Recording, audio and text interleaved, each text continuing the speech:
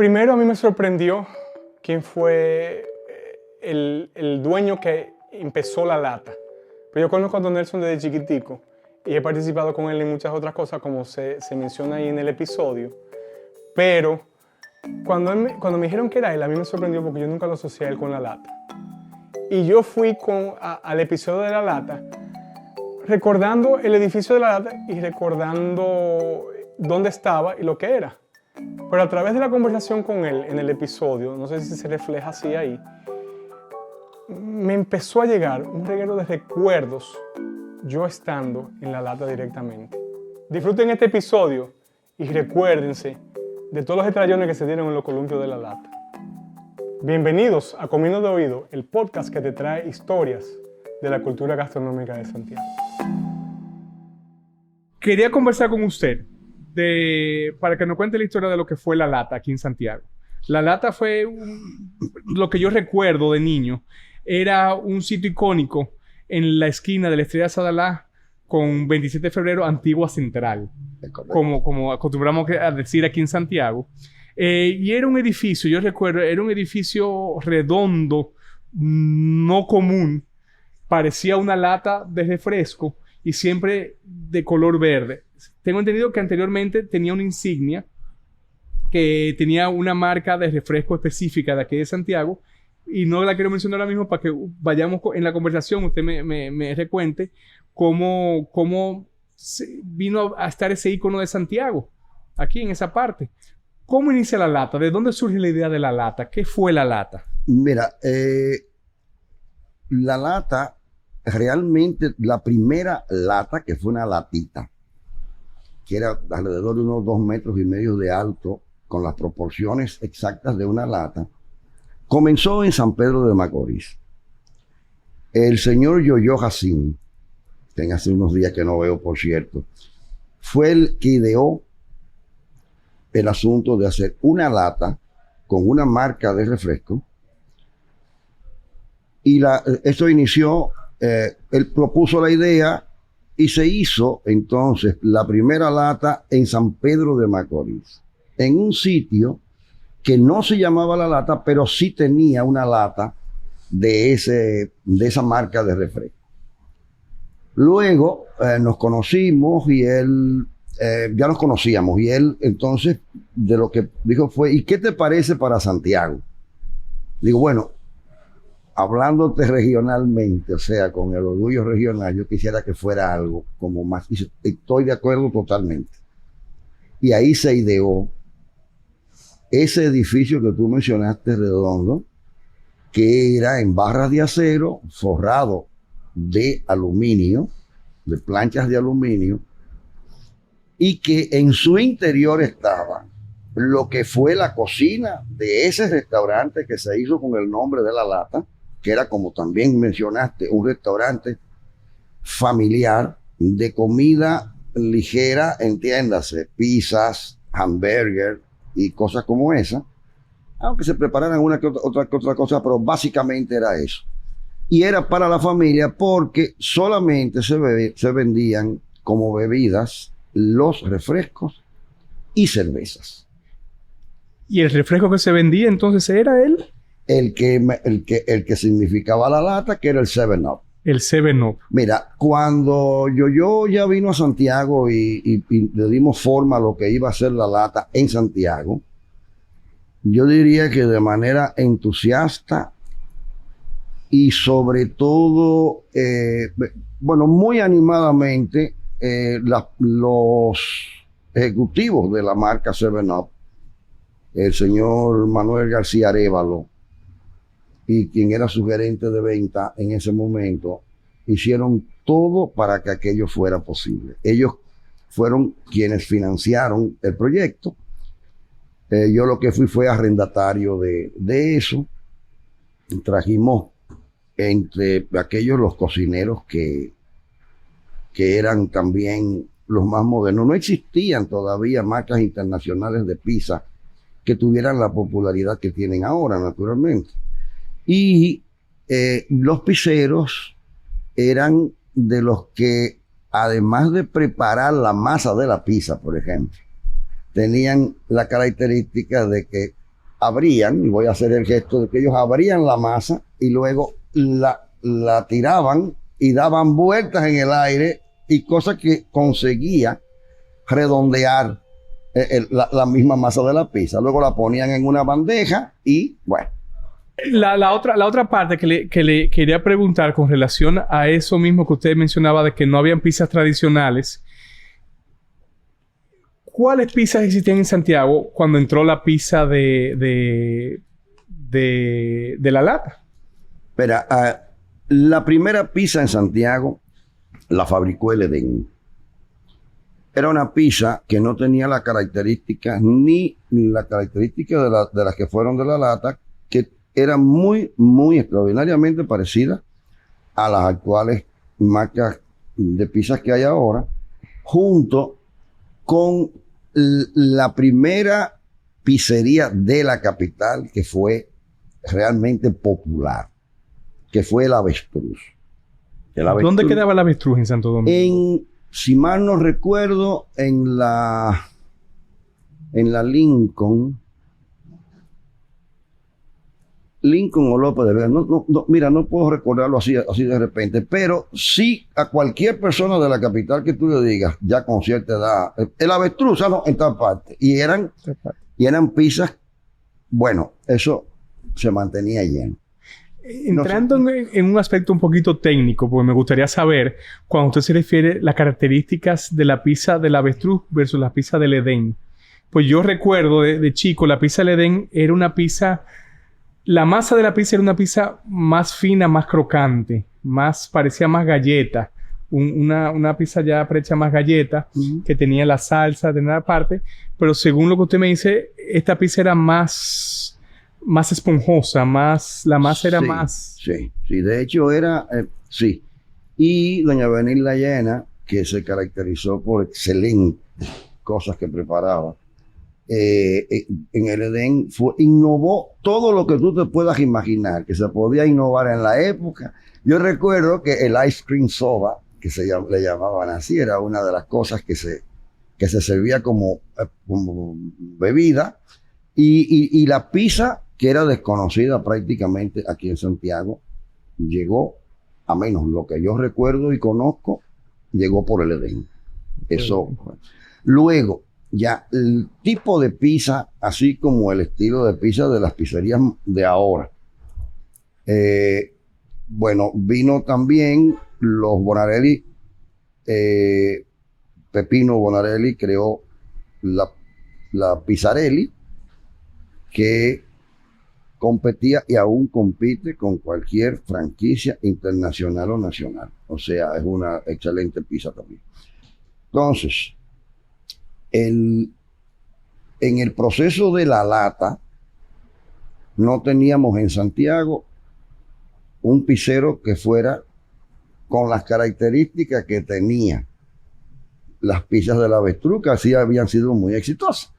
Y claro, no hay que inventar la rueda de nuevo. Nos fuimos con un cocinero que tenía el conocimiento de las pizzas, digo, la masa, de la salsa, parecido a lo que era el Avestruz. Y ese cocinero vino junto con otro cocinero, en el caso de la lata, que preparaba los hamburgues. William preparaba los hamburgues, lo confeccionaba, aunque la receta del hamburger, que era una receta muy sencilla porque era proporcional, era 75% de masa de res, bien molida, 15% de masa de cerdo, 5% de panza de vaca, o sea, la parte que está delante del epiplón en la vaca, así esa grasa de ahí, un 5% y un 5% de pan rallado, pero no pan rallado que viniera ya rallado. Era pan que se dejaba poner duro, se envejecía y se rallaba. Entonces ya después bebía. Cosas de la época, va. Quizás ahora puede ser más fácil, pero era así. La lata tenía, bueno, que fue de los primeros restaurantes, y me atrevería quizás a decir la primera pizzería que tenía la exhibición en Santiago de la cocina completa.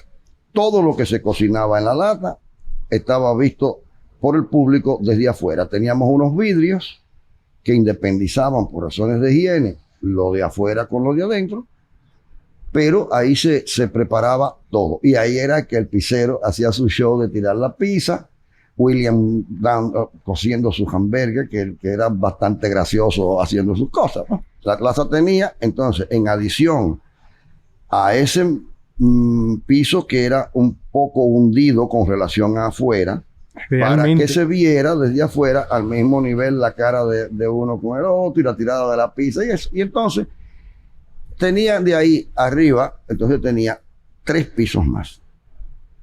Un segundo nivel donde estaban todos los freezers, todo lo que donde se metían cerveza, refrescos, tal y tal.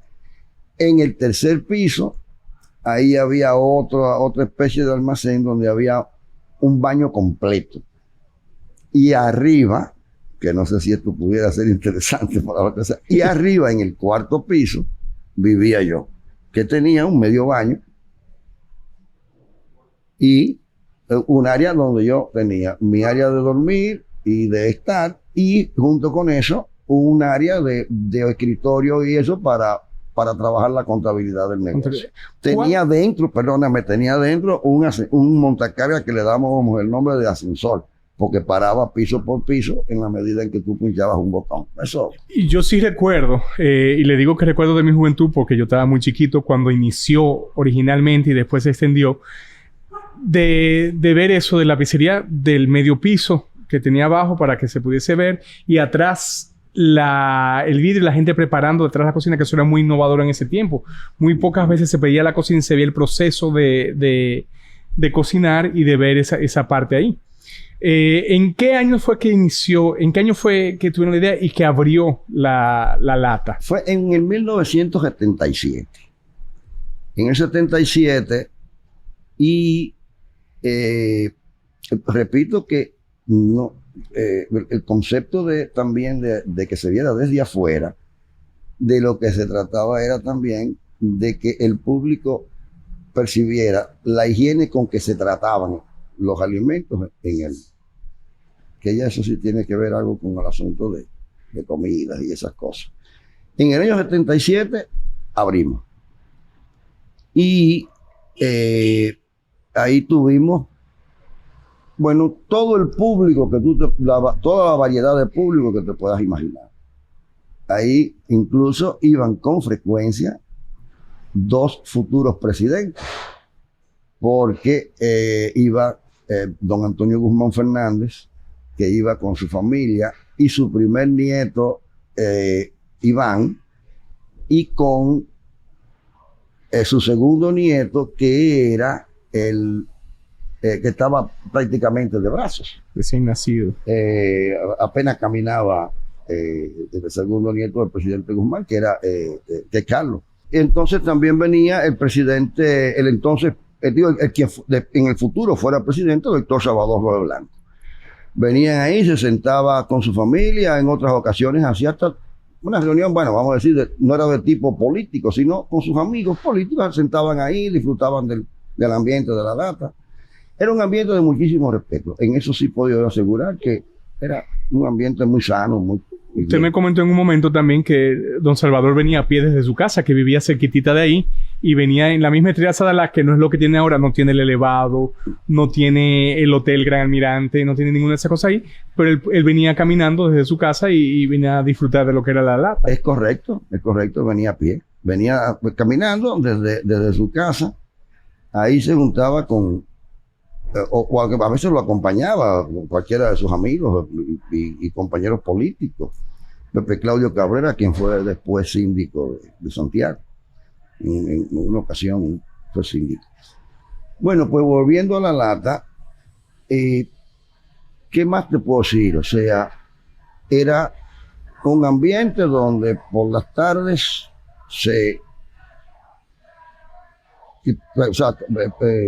en las tardes y prima noche, ahí estaba mucha juventud y luego ya un público un poco más adulto, de los que están...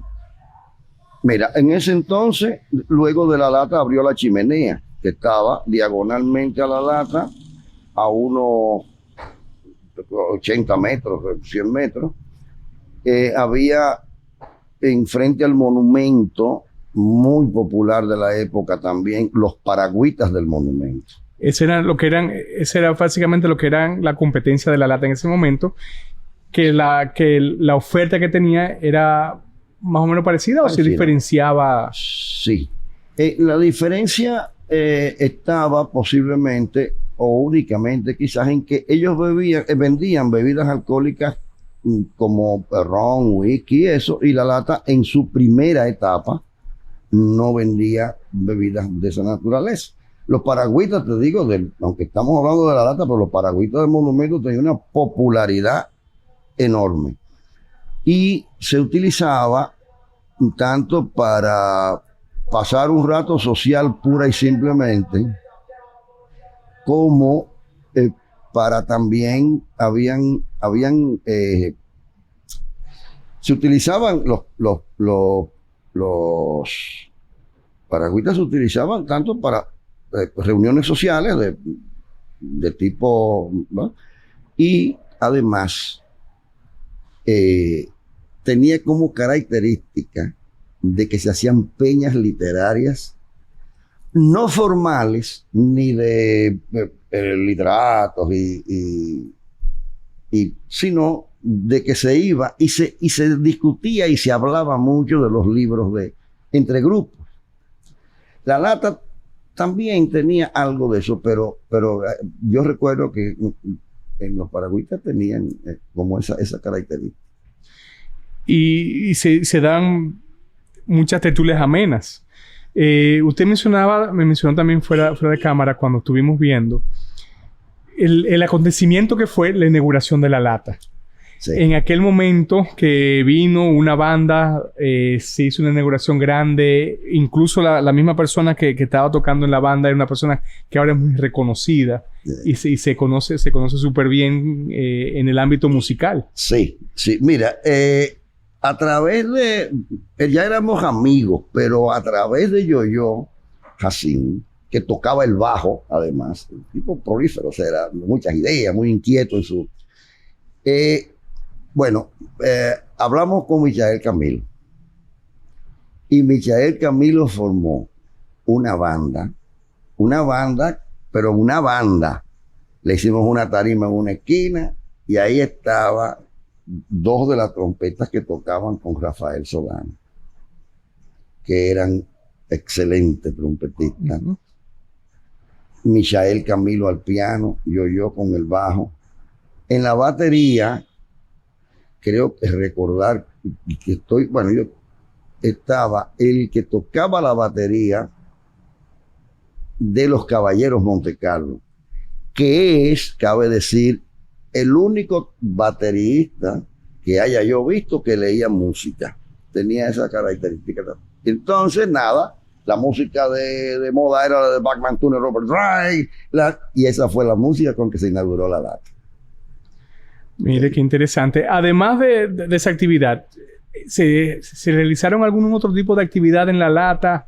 Yo sé que ahora me está llegando en muchos recuerdos de la lata, ya no en la época en que usted estaba, pero más adelante, de haber ido a la lata y haber ido a cumpleaños de niños en la lata, donde estuvo Cucharimba, tuvimos cosas, me están llegando esas memorias ahora que no la tenía hasta que usted no me ha refrescado todo esto. ¿Qué otro tipo de actividades se realizaban en la lata? ¿Qué otro tipo de actividades sociales, culturales se llegaban a hacer? O en las mismas reuniones que se daban impromptu, porque se encontraban varios personas ahí y se realizaban ese tipo ¿qué tipo de actividades? Se hacían actividades, las actividades propias de cumpleaños y ese tipo de cosas, cumpleaños para gente joven y niños, cumpleaños de niños, y eso le poníamos vejiga en todas partes, en fin, eran muy propias, y la gente allá, como tenían la facilidad de un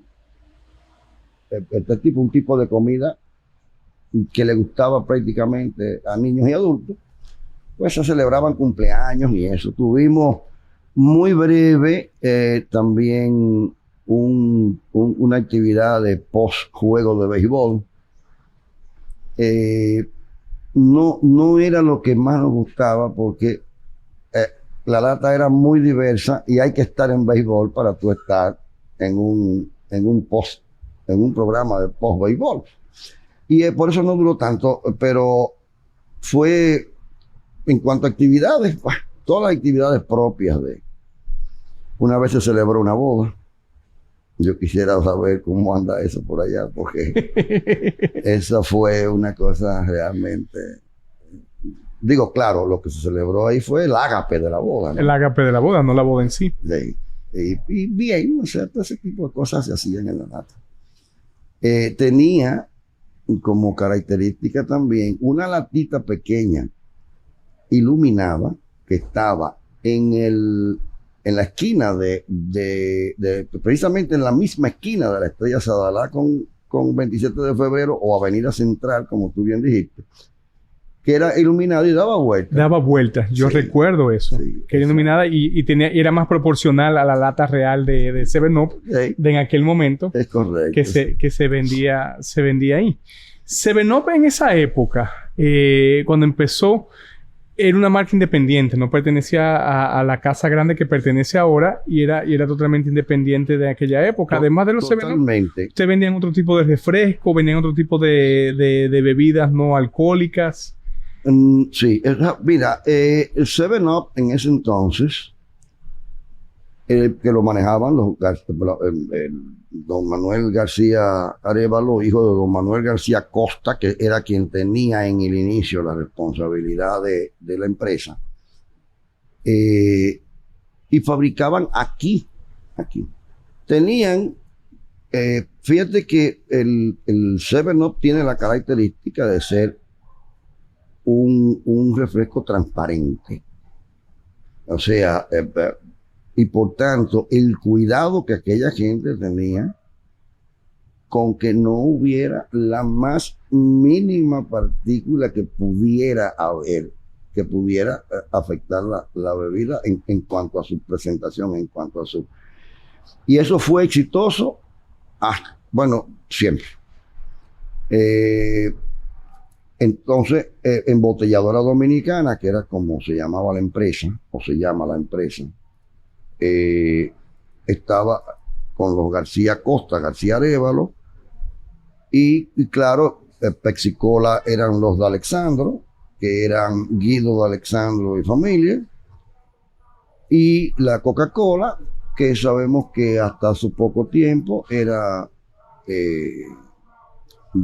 o sea, era otra franquicia, pero todos esos refrescos se fabricaban aquí. Se fabricaban aquí en el país. Mucho éxito, ¿no?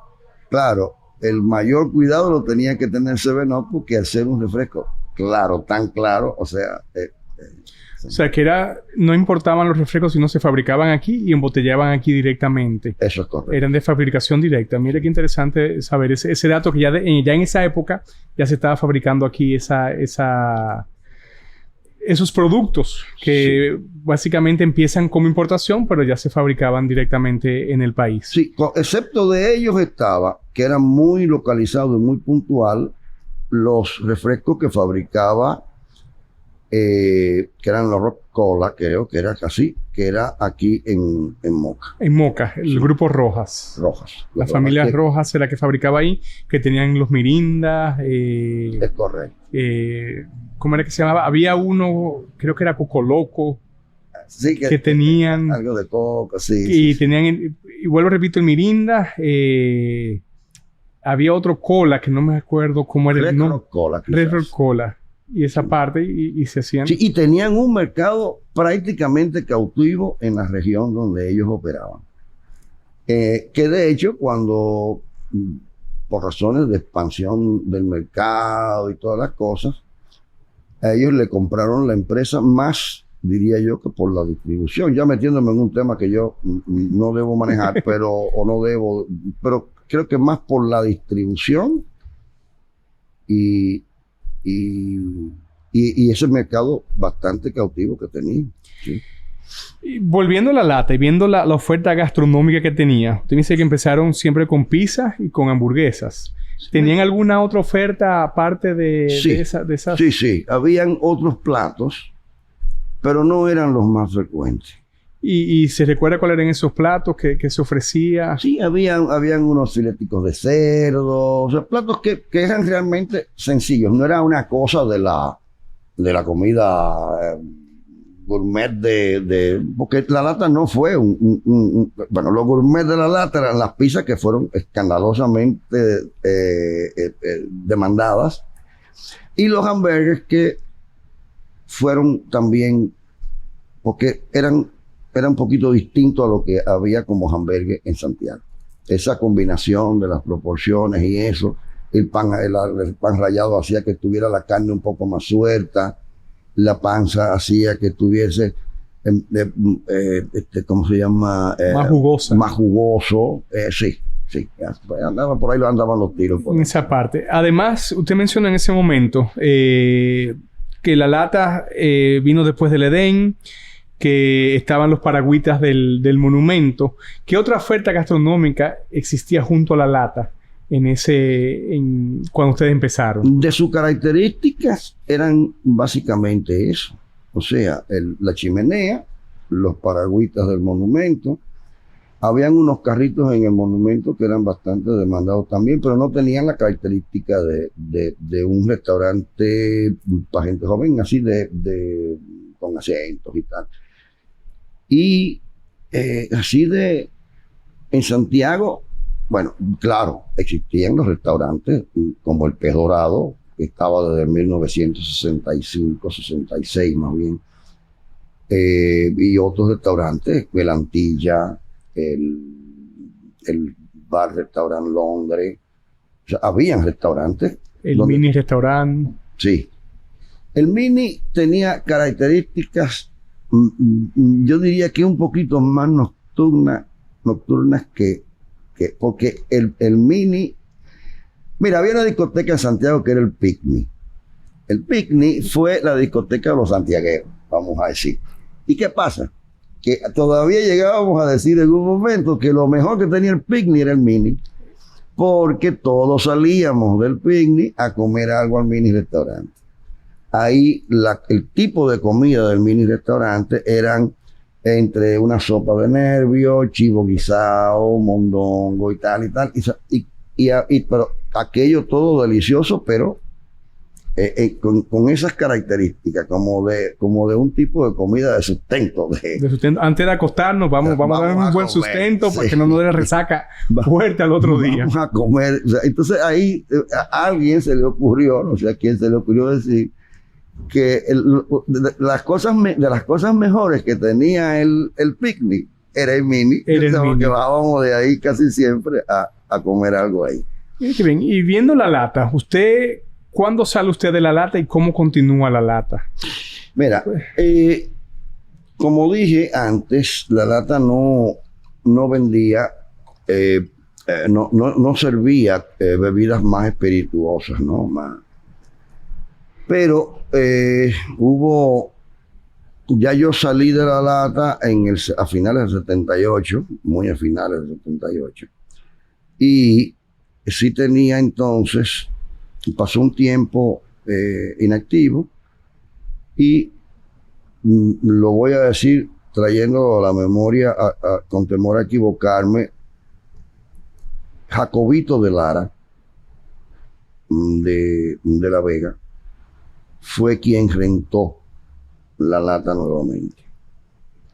Ahí le permitieron ya poner algo de cana en la margen que daba desde los escalones que estaban en el centro de la entrada, de la margen que daba para la Estrella Sadalá, para la 27 de febrero, la central, y desde esos escalones hacia la parte que daba para el cine doble, que el cine doble fue algo que ayudó mucho a la lata, porque todo el que salía del cine pasaba por allá a comer algo. Eso quiero hablar más adelante, ver la integración con el cine doble y desde cuándo estaban ahí y cómo manejaban esa parte. Sí, mira, entonces ahí le permitieron poner una rancheta de cana bastante bien lograda porque no entorpecía necesariamente la parte principal de la lata.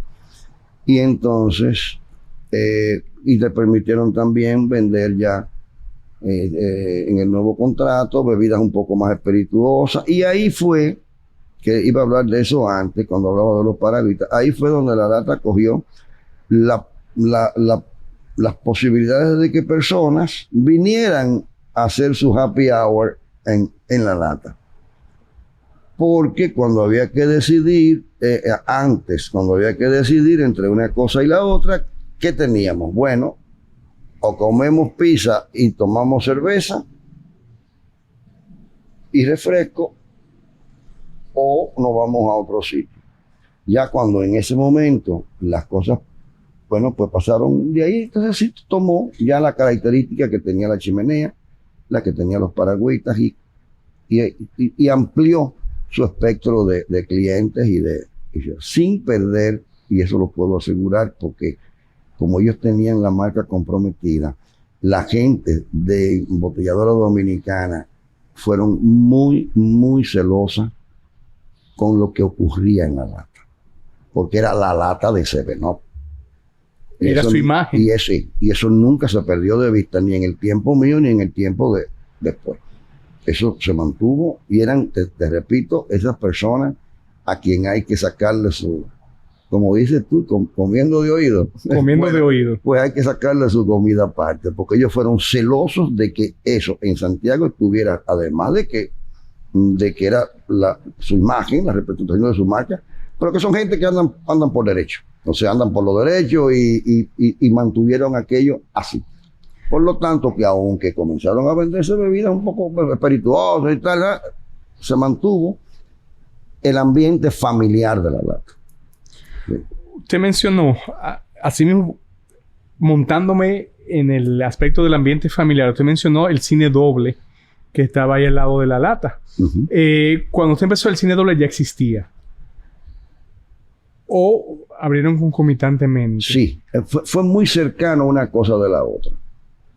Y claro, el cine doble, que era un cine triple después. Que era el cine doble con 3 salas. Con tres salas. Sí, hicieron una sala pequeña después, un poquito más pequeña. La hicieron. Sí, y bueno, teníamos esa gran ventaja. Porque o la gente iba a la lata, cenaba y a las 8:15 entraba al cine, o la gente iba al cine por la tarde, salía e iba a la lata. O sea, que hicieron buena simbiosis, sí, ahí entre ustedes. Perfectamente. Incluso teníamos una escalera que bajaba al cine. Por lo que creo, que el cine estaba primero que cuando hicimos la lata. Y eso recuerdo, porque yo recuerdo que la escalera estaba ahí y del lado de la escalera había una pared diagonal que bajaba. Me acuerdo que uno se tiraba en esa pared. Sí. Uno como carajito se tiraba en esa pared y bajaba. Usted está viendo, son cosas... Yo he tratado en muchas ocasiones de recordarme cosas de la lata y ahora me están llegando otras imágenes que estoy viendo que estaban ahí en la lata, porque uno bajaba, primero estaba la tienda Caquey, sí, que era que estaba ahí, y después estaban las tiendas del cine, y al final del cine había otro espacio donde hubieron diferentes restaurantes, pizzerías, tipo de cafeterías, sí, helados. Me recuerdo que hubo, sí, que hubo un tiempo que hubo una tienda de helados ahí que vendía helados, sí, vendía diferentes cosas. Nosotros teníamos helados, los helados Nori eran los helados que se vendían en la lata. En la lata. Sí. Y además de los helados Noris, ¿qué otro tipo de postres dulces vendían para los comensales? ¿Se vendía algo? Sí. Incluso nosotros no fabricábamos dulce. Yo no puedo decir que tuviéramos fabricación de dulce que valiera la pena. Nosotros lo único que teníamos ahí era, yo recuerdo que era un flan, pero era flan de leche, y que al final se metía al horno para quemarle un poco el azúcar de arriba. Era algo así. Entonces eso se vendía. Sí, se vendía, pero no, nosotros los dulces que teníamos eran traídos prácticamente, o sea, no. Ustedes vendían dulces de terceros. Sí, no. Que ya producidos en otro lado. Producción de dulces, así que pudiera destacarse o mencionar. ahí digo los helados Nori porque los helados Nori fueron emblemáticos en Santiago ¿Sí? también. Sí, los fonders de los helados Nori eran gente, además gente muy conocida. Los helados Nori los vendían en Santiago entero. Y fue de las primeras fábricas de helados que tuvieron un éxito muy bueno aquí. Y eran excelentes helados. Excelentes helados. Y así, ¿qué te digo? O sea... Ya cuando se sale de la lata, es que me quedé ahí en ese pedacito y es bueno que no se edite y que se ve esa parte, porque me quedé en ese pedacito pensando efectivamente en el episodio que tengo que hacer con helado Norris y cómo traer la historia del helado Norris a los episodios de aquí de Comiendo de Oído. Pero ya cuando usted sale de la lata, ¿usted tuvo algún otro emprendimiento en el área de comida, bebida, de la hospitalidad? No, mira, yo en ese momento me contrataron en la compañía anónima tabacalera como gerente de relaciones públicas, porque mi vida ha sido un poco diversa. Mi formación realmente es en mercadeo. Okay. No tengo el título universitario nacional, pero yo estudié con la IPI de México y mi formación, o sea, lo que adquirí de maestros y libros es en mercadeo. Entonces, hubo un lapso de tiempo que experimenté lo de la lata. Me encantaba lo de servicios al cliente, de atención a personas, me gustaba, me gusta. Y, como acabo de decir, ha sido muy diversa porque en el 1983 la familia inició un trabajo de urbanización y yo me enamoré de la construcción. Y es lo que he hecho del 83 hasta ahora. Yo siempre lo recuerdo a usted, don Nelson, bien una persona de buen trato, bien amable. Y una de las cosas que yo recuerdo, y aquí, gracias a Dios que he grabado y no podemos ver la memoria, si me equivoco o no. Una vez en Matanzas, usted hizo un campamento que yo participé de niño. Sí. Y tengo buenas memorias de su trato y siempre su rapport con las personas, sí. y de participar y ver esas cosas. Y me recuerdo ese campamento que dormimos en casa de campañas allá arriba.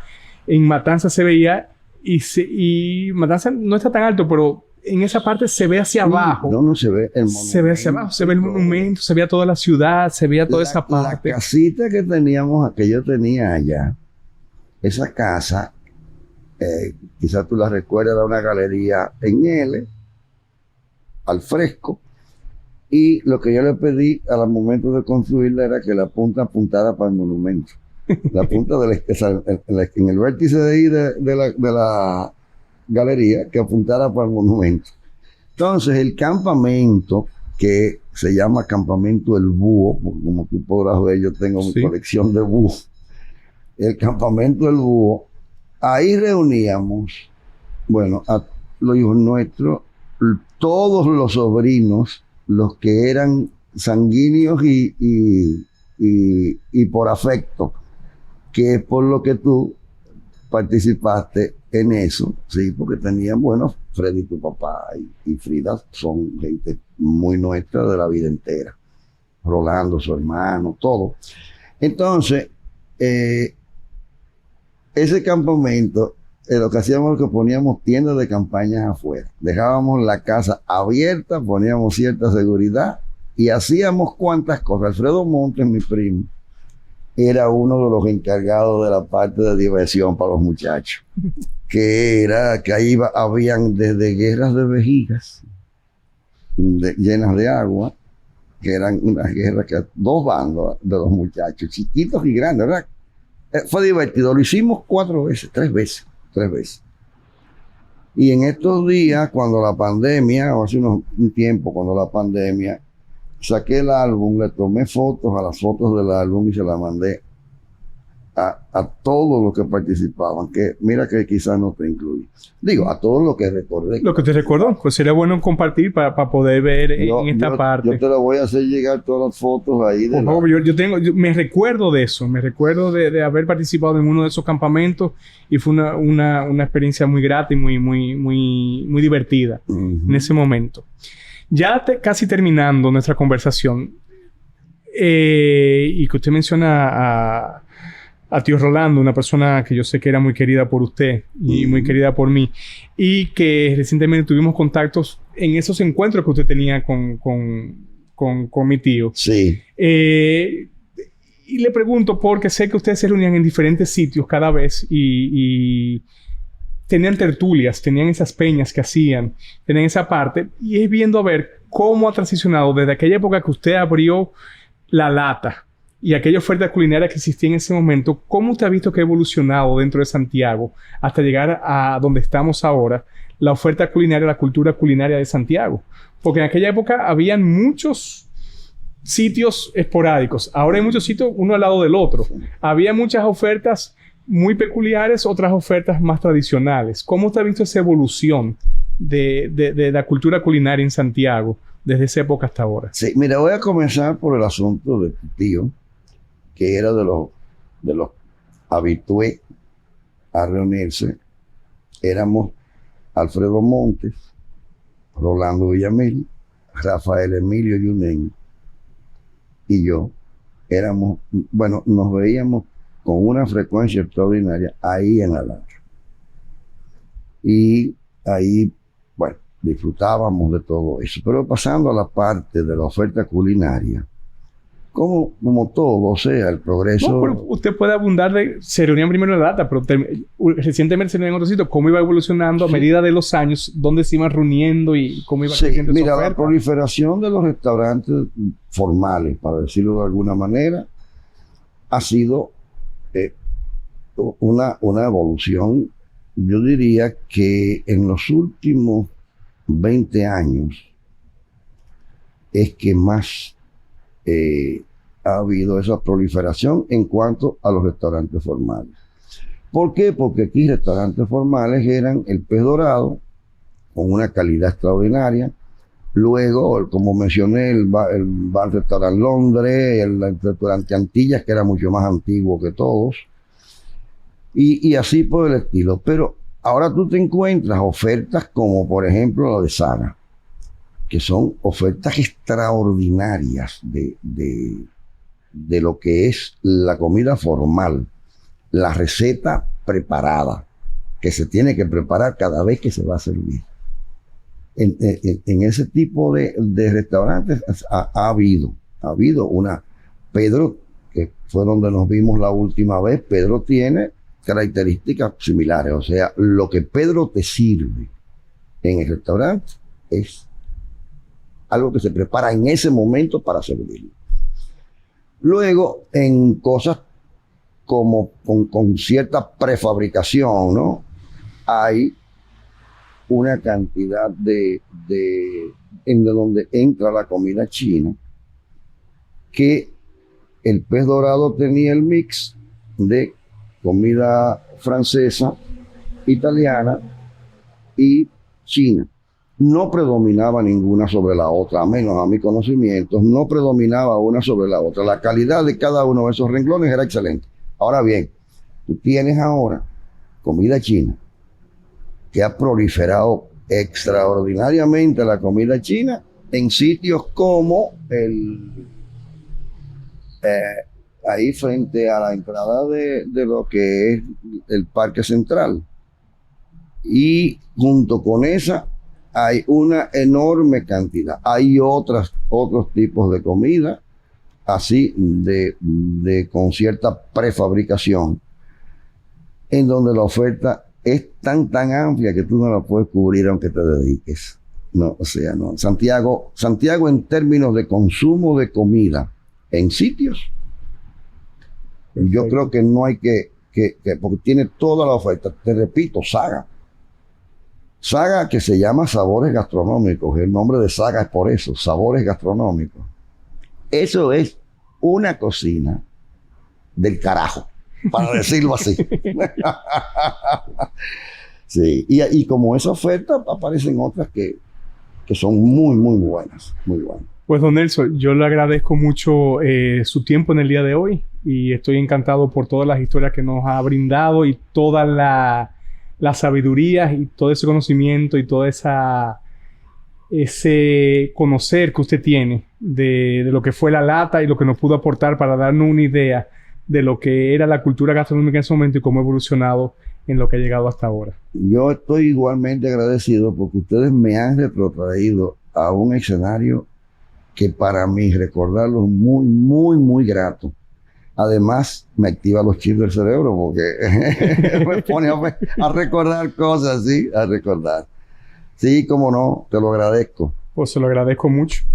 Creo que hasta aquí estamos bien.